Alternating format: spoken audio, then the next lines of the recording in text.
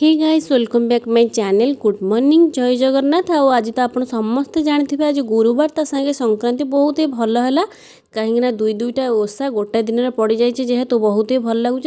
संगे आमर 10-12 दिन है घरे पूजा नाला गाँव गोटे प्रोब्लेम आज ही मु फास्ट टाइम पूजा कली 10-12 दिन पर पूरा ठाकुर को नीट एंड क्लीन कर पूजा धोई धाई आज ही पूजा करी मु जेहेतु संक्रांति अच्छी संगे गुरुवार अच्छी ठाकुर केते सुंदर भागे क्यूट क्यूट भाव में पूजा कर देछि। आपण देखुथिबे चलतु चौरा आड़ी के जिबा चौराटा मु पूजा करछि केमती आपण माने शेयर करछु। देखंतु चौरा पूजा कला बेले मु 10-12 दिन है जेहेतु हमर पूजा नथिला मो तुलसी गछटी पूरा खराब हो पिंपुड़ी ताको खाई अवस्था खराब कर देथिले। छोटिया क्यूट तुलसी गछटे मु लगेछि ताको पूजा मध्य कली ये गछटी जहाँ आउ वर्षा पाई खरा पाई भल अच्छी आ संगे मु आज जो बेल गछटी आनी सेटा गुरुवार संक्रांति अच्छे और बहुत बढ़िया दिन में मुझे ताको पूजा कली मत बहुत ही भल लगे। आप मो क्यूट गछ को देखुए एपर्त मो कुंड आनी बोली लगे पानी सेमती ही पूजा करदेली आउट देखुए मु पूजा करी पूजा कला बेले सब बेले संक्रांति माने जमी भी घरे झुणा दिंतु आ मो पाखे जेहेतु झुणा दवापाई पात्र ही ना प्लस कता भी सरी जाइए तेणुक ये जो धूपटी आप देखुं ये धूपटी मुझे रखी था भितर झुणा अच्छी यहाँ देदेले पूरा झुणार माहौल घरे बनई थाए तेणुक मु पूरा घरे लगे देती पूरा एत बढ़िया लगुच आप भाभी भी पारे लगुच ही माने पूजाटा मोर जमी कम्प्लीटली होती से भाई लगुच।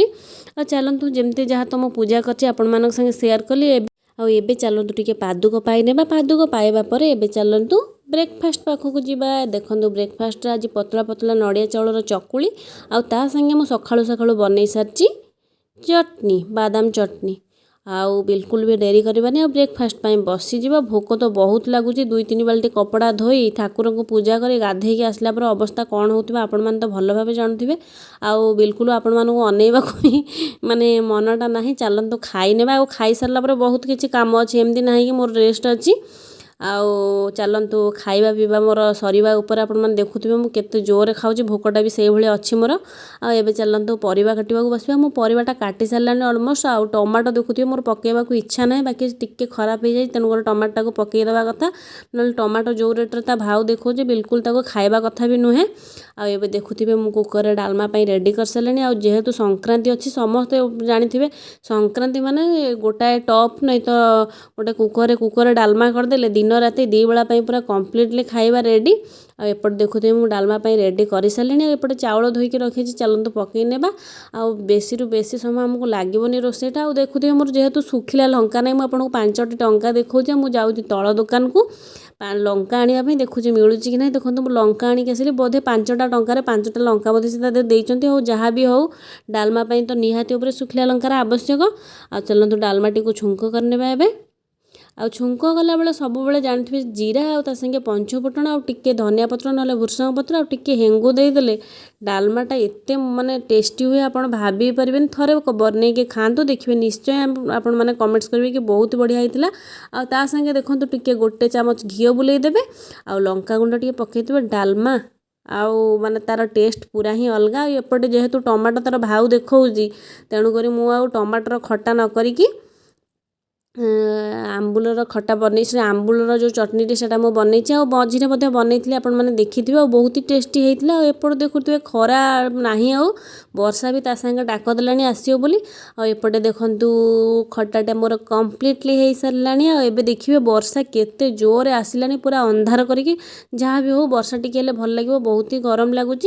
आउटे नना आसी सारे होम करने होम रेडी संक्रांति टिके माने होम कले घरे बहुत ही भल होता है। जो मैंने न कर से झुणा सांगे कता आ संगे गुड़ घी टिके दे गोटे बलिता दे घरे बुले देले ही सेटा ही होमर काम दे था। चलतु एबे नना को होम आम देखा बिल्कुल भी डेरी करवानी।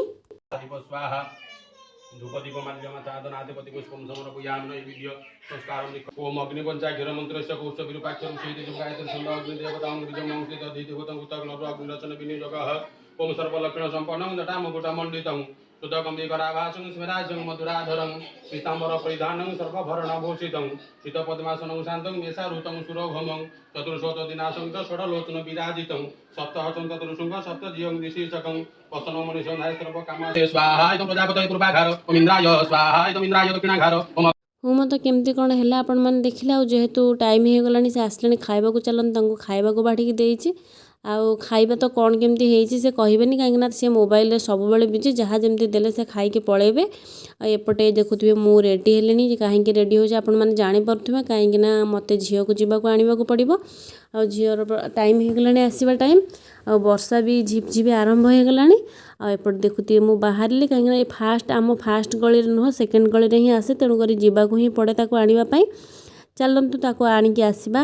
ଆଉ ଏବେ ଆସିଲାଣି ସେ, ଦେଖନ୍ତୁ କେମିତି ତାର ଗପସପ ତାକୁ ଚାଲିଛି। ମୁଁ ତାକୁ ପଚାରୁଛି କ'ଣ ପାଠ ପଢ଼ା ହେଇଛି। ଗୋଟେ ସ୍କୁଲରେ ସବୁବେଳେ ଏମିତି ଅରିଗାମି ସିଟ୍ ଗୁଡ଼ାକ ଚିରି କପି ଇଏ ବୋଉ ବନାଇକି ନେଇକି ଆସୁଛି। ଆଉ ଦେଖନ୍ତୁ କେମିତି ବଦମାସି କରୁଛି। ଆଉ ଚାଲନ୍ତୁ, ତାକୁ ବି ଭୋକ ହେଲାଣି, ଆଉ ଖାଇବାକୁ ଦେଇକି ଶୋଇବାକୁ ନିଶ୍ଚୟ ପଡ଼ିବ। ଆଉ ମୁଁ ତାକୁ ବାଢ଼ି ସାରିଲିଣି ଖାଇବାକୁ, ଦେଖୁଥିବେ ସେ ବସି ସାରିଲାଣି। ଆଉ ତାଙ୍କୁ ହିଁ ପଚାରିଲେ ଜଣାପଡ଼ିବ କେମିତି କ'ଣ ହେଇଛି ରୋଷେଇ। ଆଉ ତ କିଏ କହିଲା ବାଲା ନାହାନ୍ତି। ଆଉ ମୋ ରୋଷେଇର ମୁଁ ତାରିଫ କଲେ ତ ବିଲକୁଲ ବି ଭଲ ଲାଗିବନି। ଆଉ ସେ ହିଁ କହିବ କେମିତି କ'ଣ ହେଇଛି। ଦେଖନ୍ତୁ ତା ଆକ୍ସନରୁ ହିଁ ଜାଣିପାରୁଥିବେ ତାକୁ କ'ଣ ଭଲ ଲାଗୁଛି। ଚାଲନ୍ତୁ ଯେମିତି ବି ଯାହା ହେଇଛି ଖାଇନେବା। ଆଉ ଖାଇ ପିଇ ଆମେ ରେଷ୍ଟ ନେଇ ବାହାରିଥିଲୁ ମା ଝିଅ ଟ୍ୟୁସନ୍ ପାଇଁ। ଏବେ ଦେଖୁଥିବେ ଆମେ ଟ୍ୟୁସନ୍ ପାଇଁ ବାହାରି ସାରିଲୁଣି। ଆଉ ଗୁଡ଼ୁ ମ୍ୟାଡ଼ାମ୍ ଯେହେତୁ ଅଧା ନିଦରୁ ଉଠିଛନ୍ତି, ମୁହଁଟା ତାର ଦେଖିକି ଜାଣିପାରୁଥିବେ ଆପଣମାନେ। ଏବେ ତ ମୁଁ ଗୁଡ଼ୁକୁ ଟ୍ୟୁସନ୍ରେ ଛାଡ଼ିକି ଆସିଲିଣି। ଆଉ ପାର୍କରେ 2-3 ରାଉଣ୍ଡ ମାରିବାର ମୋତେ ଅଛି, କାହିଁକିନା ଯେହେତୁ ମୁଁ ମୋଟି ହେଇଯାଉଛି। ପାର୍କରେ ମୋ ଝିଅ କହିଛି କି ମା ମୋତେ ଟ୍ୟୁସନ୍ରେ ଛାଡ଼ିକି ଗଲା ପରେ ପାର୍କରେ 2-3 ରାଉଣ୍ଡ ତୁମେ ସବୁବେଳେ ମାରିବ।